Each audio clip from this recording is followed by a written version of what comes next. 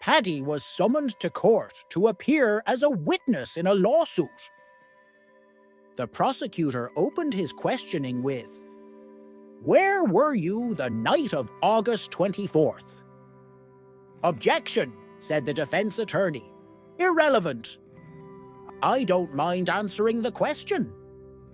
"I object," the defense said again. "No, really," said the Paddy. "I'll answer." The judge ruled, "If the witness insists on answering, there is no reason for the defense to object." So the prosecutor repeated the question. "Where were you the night of August 24th?" Paddy replied brightly, "I don't know." Larry, an avid hunter from Texas, walked into the local restaurant one evening and bragged to everyone about his hunting skills. Larry was undoubtedly a good shot, something all the locals knew. However, on this evening there was a hunter from out of state in the restaurant. He told Larry, "If you're such a good hunter, why don't you prove it?" Larry swigged his drink and said, "You're on. Put a blindfold on me, and I will still be able to recognize any animal's skin, and tell you how it was killed. For every animal I get right, you buy me another drink. Deal?" The other hunter thought that there was no way Larry could pull this off, so he agreed to the bet.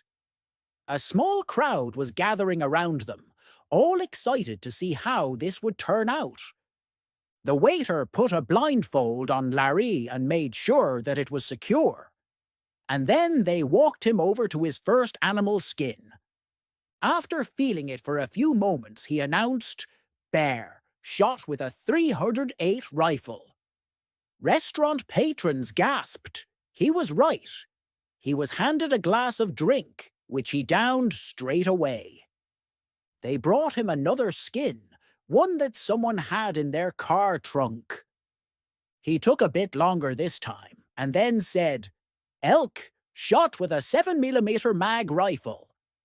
He was right again. Through the night, he proved his skills again and again, every time earning a round of drinks. Finally, he staggered home, drunk out of his mind, and went to sleep. The next morning, he got up and saw in the mirror that he had one of a shiner. He said to his wife, "I know I was drunk last night, but not drunk enough to get in a fight and not remember it. Where did I get this black eye?" His wife angrily replied, "I gave it to you. You got into bed and put your hand down my pant. Then you fiddled around a bit and loudly announced, 'Skunk killed with an axe.'" A cabby picks up a nun. The cab driver stares at her. The nun asks him why he is staring, and he says, "I've always had a fantasy to kiss a nun." She says, "I'll kiss you if you are single and Catholic." He replies, "I'm both." The nun says, "Pull into an alley." The nun then kisses him in a way that would make a hooker blush.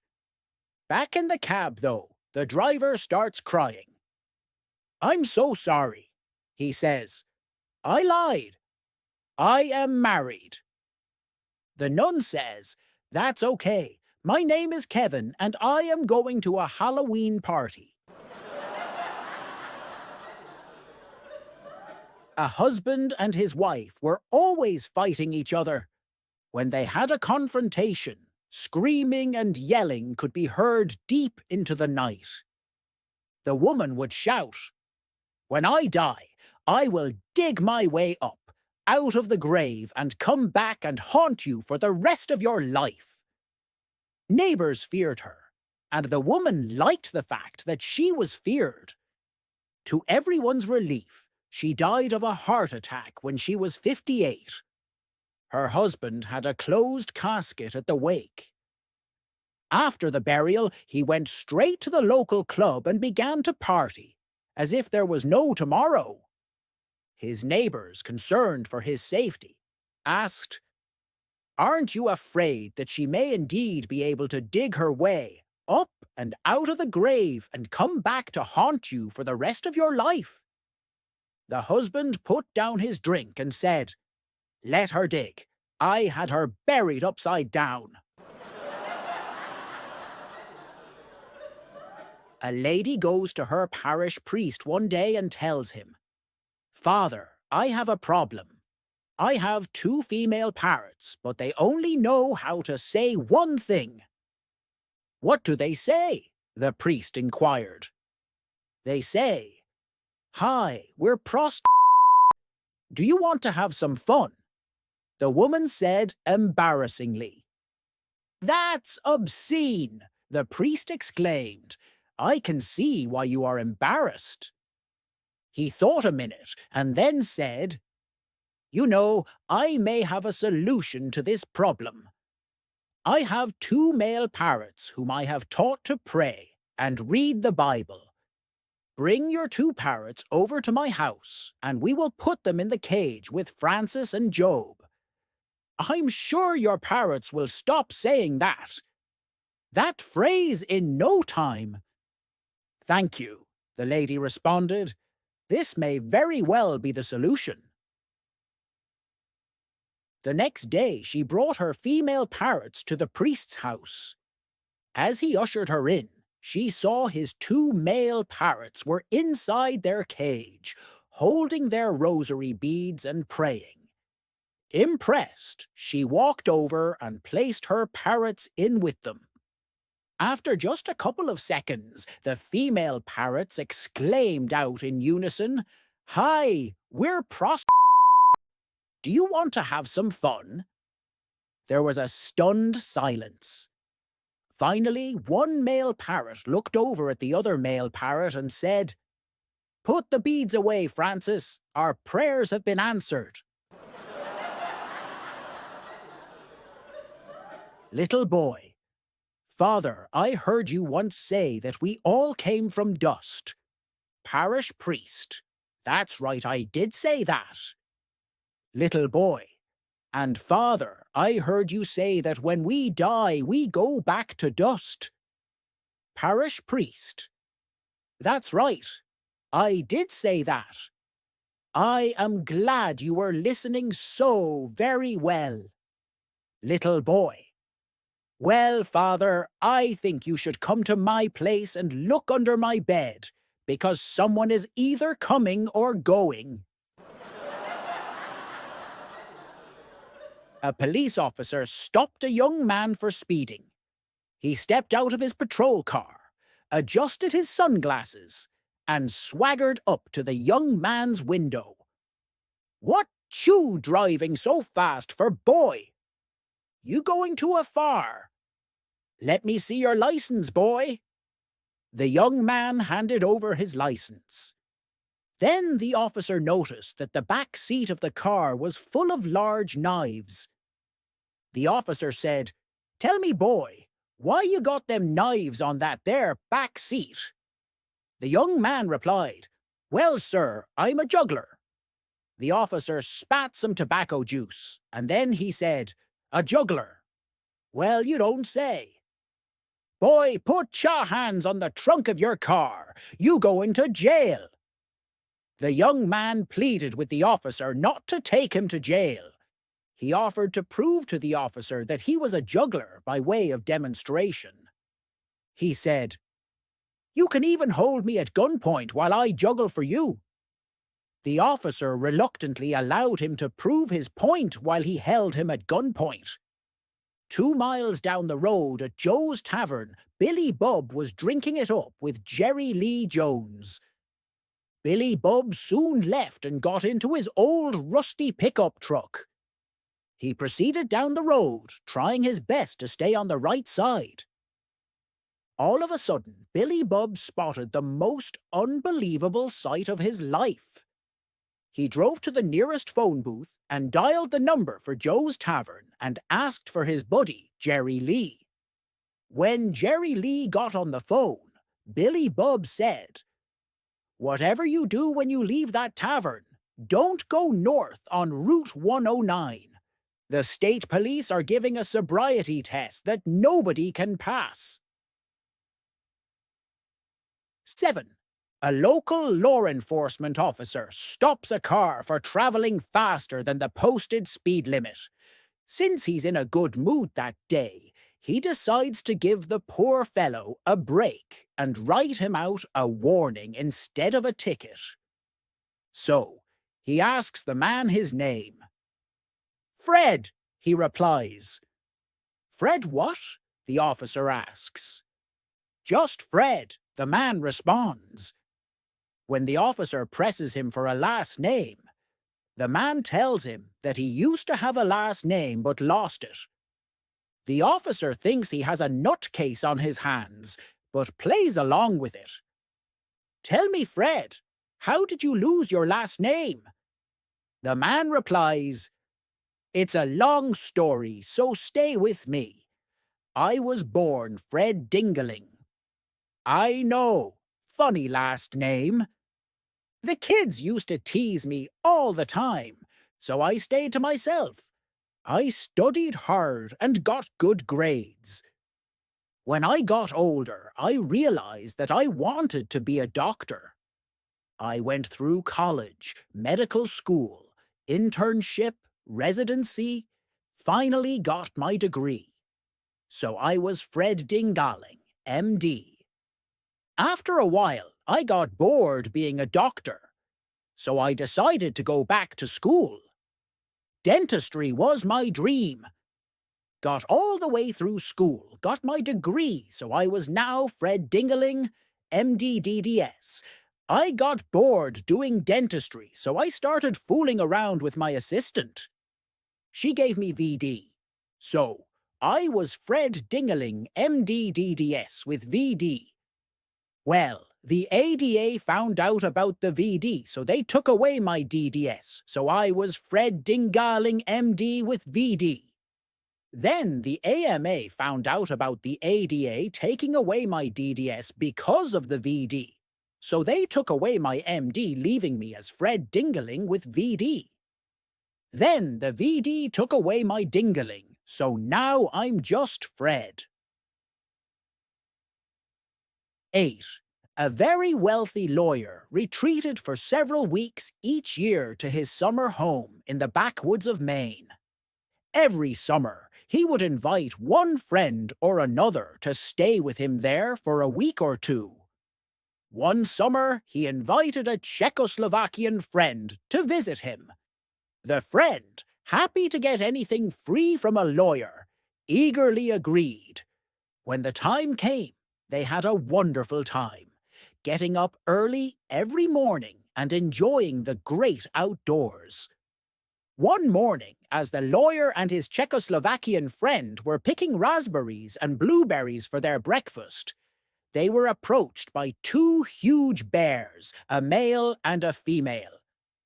The lawyer noticed them in time to run for cover. His friend, however, was not so lucky. The male bear reached him and swallowed him whole.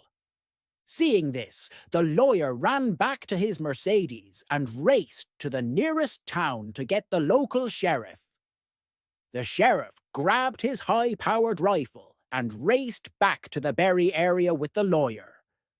All the while, he was plagued by visions of lawsuits from his friend's family. He just had to save his friend. Luckily, the bears were still there. "He's in that one!" cried the lawyer, pointing to the male. The sheriff looked at the bears, levelled his gun, took careful aim, and shot the female. "What did you do that for?" exclaimed the lawyer. "I said he was in the other bear." "Exactly," replied the sheriff. "Would you believe a lawyer who told you that the check was in the mail?" Sitting on the side of the highway, waiting to catch speeding drivers, a state police officer sees a car puttering along at 22 mph. He thinks to himself, "This driver is just as dangerous as a speeder." So he turns on his lights and pulls the driver over. Approaching the car, he notices that there are 5 old ladies, 2 in the front seat and 3 in the back, wide-eyed and white as ghosts. The driver, obviously confused, says to him, "Officer, I don't understand. I was doing exactly the speed limit. What seems to be the problem?" "Ma'am," the officer replies, "you weren't speeding. But you should know that driving slower than the speed limit can also be a danger to other drivers." "Slower than the speed limit?" "No, sir. I was doing the speed limit exactly 22 miles an hour," the old woman says a bit proudly. The state police officer, trying to contain a chuckle, explains to her that 22 was the route number, not the speed limit. A bit embarrassed, the woman grinned and thanked the officer for pointing out her error. "But before I let you go, ma'am, I have to ask, is everyone in this car okay?" These women seem awfully shaken, and they haven't muttered a single peep this whole time, the officer asks. "Oh, they'll be all right in a minute, officer. We just got off Route 142.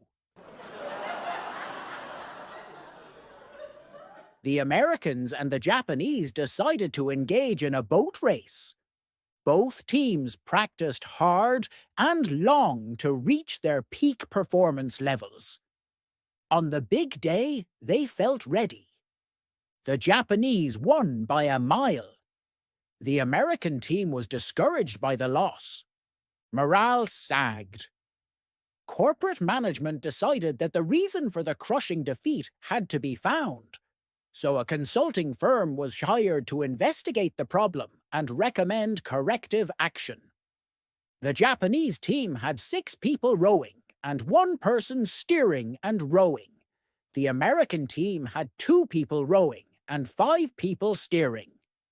After a year of study and thousands spent analyzing the problem, the consultant firm concluded that too many people were steering and not enough were rowing on the American team. So, as race day neared again the following year, the American team's management structure was completely reorganized. The new structure for the Americans was 1 quality assurance manager, 2 steering managers, 1 area steering manager, and a new performance review manager for the 2 people rowing the boat to provide work incentive. That year, the Japanese won by 2 miles.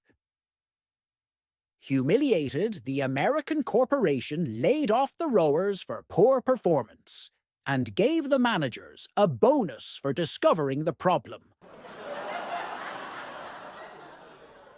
Panic-stricken, the local sheriff mobilized and descended on the farm in force. When they got there, the disaster was clear. The aircraft was totally destroyed, with only a burned hull left smoldering in a tree line that bordered a farm. The sheriff and his men entered the smoking mess, but did not find the remains of anyone, including the president. They spotted a lone farmer plowing a field not too far away, as if nothing at all happened. They hurried over to the man's tractor. "Hank!" the sheriff yelled, panting and out of breath. "Did you see this terrible accident happen?" "Yup." "Sure did," the farmer said, cutting off his motor. "Do you realize that is the airplane of the President of the United States?" "Yup." "Were there any survivors?" "Nope. They's all kilt straight out." "I done buried them all myself." "Took me most of the morning."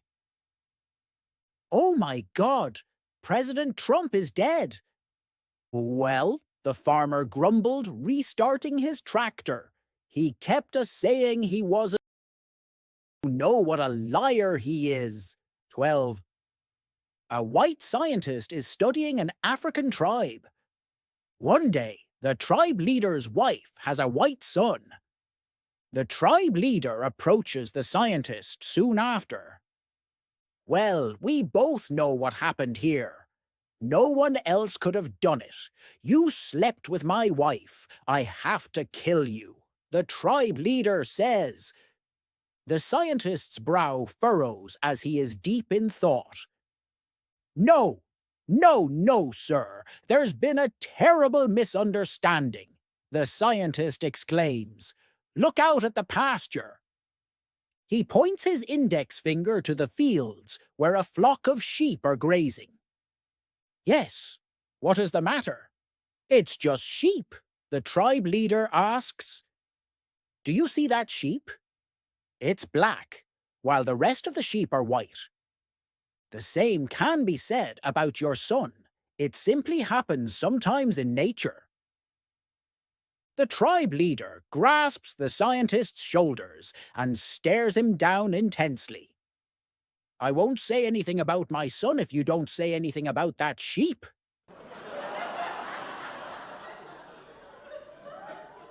Man gets arrested for creeping this lady out on a bus. His explanation is perfect. A lady about 8 months pregnant got on a bus. She noticed the man opposite her was smiling at her. She immediately moved to another seat. This time, the smile turned into a grin. So she moved again. The man seemed more amused. When on the 4th move, the man burst out laughing. She complained to the driver and he had the man arrested. The case came up in court. The judge asked the man, about 20 years old, what he had to say for himself. The man replied, Well, Your Honour, it was like this. When the lady got on the bus, I couldn't help but notice her condition. She sat down under a sign that said, The double mint twins are coming. And I grinned. Then she moved and sat under a sign that said, Logan's liniment will reduce the swelling. And I had to smile. Then she placed herself under a deodorant sign that said, William's big stick did the trick. And I could hardly contain myself. But, Your Honour, when she moved the 4th time and sat under a sign that said, Goodyear rubber could have prevented this accident, I just lost it. Case dismissed. 14. Putin, Biden, and Zelensky are all in a hot air balloon. When suddenly they started to lose altitude. They need to lose some weight to stop from crashing. Putin throws out a bottle of vodka and says, Don't worry, I've got too much of that in my country anyway. Biden throws out an AR-15 and says, Don't worry, I've got too much of that in my country anyway. Zelensky throws out Putin and says, Don't worry, I've got too much of that in my country anyway. And looks at Biden smugly as they crash anyways, due to the massive weight of Zelensky's balls. A man in a hot air balloon realized he was lost. He reduced altitude and spotted a woman below. He descended a bit more and shouted, Excuse me, can you help me? I promised a friend I would meet him an hour ago, but I don't know where I am. The woman below replied, You are in a hot air balloon hovering approximately 30 feet above the ground. You are between 40 and 41 degrees north latitude and between 59 and 60 degrees west longitude. You must be a programmer, said the balloonist. I am, replied the woman. How did you know? Well, answered the balloonist, Everything you told me is technically correct, but I have no idea what to make of your information. And the fact is, I am still lost. Frankly, you've not been much help so far." The woman below responded, "You must be a manager." "I am," replied the balloonist. "But how did you know?" "Well," said the woman, "you don't know where you are or where you're going. You have risen to where you are due to a large quantity of hot air. You made a promise which you have no idea how to keep, and you expect me to solve your problem. The fact is, you are in exactly the same position you were in before we met. But now, somehow, it's my fault." Tonight, I thought Tom was acting weird. We had made plans to meet at a nice restaurant for dinner. I was shopping with my friends all day long, and I was a little late for our date. Conversation wasn't flowing, so I thought he was upset at the fact that I was a bit late, but he made no comment on it. So I suggested that we go somewhere quiet so we could talk. He agreed, but he didn't say much. I asked him what was wrong. He said, "Nothing." I asked him if it was my fault that he was upset. He said he wasn't upset, that it had nothing to do with me, and not to worry about it. On the way home, I told him that I loved him. He smiled slightly and kept driving. I can't explain his behavior. I don't know why he didn't say, "I love you too." When we got home, I felt as if I had lost him completely, as if he wanted nothing to do with me anymore. He just sat there quietly and watched TV. He continued to seem distant and absent. Finally, with silence all around us, I decided to go to bed. About 15 minutes later, he came to bed, but I still felt that he was distracted, and his thoughts were somewhere else. He fell asleep. I cried. I don't know what to do. I'm almost sure that his thoughts are with someone else. My life is a disaster. Husband's diary. Mower won't start. Can't figure out why. A monkey climbed the roof of a house and entertained the people who had gathered below to watch it with its antics. After it had gone, an ass, who craved popularity, climbed the roof and tried to perform the same tricks. In the process, it dislodged and broke several tiles. The owner of the house was furious. His servants went up, drove the ass down, and beat it black and blue. Morale: actions that suit others may not suit you. Be yourself. A blonde, out of money, and down on her luck after buying air at a real bargain, needed money desperately. To raise cash, she decided to kidnap a child and hold him for ransom. She went to the local playground, grabbed a kid randomly, took her behind a building, and told her, "I've kidnapped you." She then wrote a big note saying, "I've kidnapped your kid. Tomorrow morning, put $10,000 in a paper bag and leave it under the apple tree next to the slides on the south side of the playground." Signed, a blonde. The blonde then pinned the note to the kid's shirt and sent him home to show it to his parents.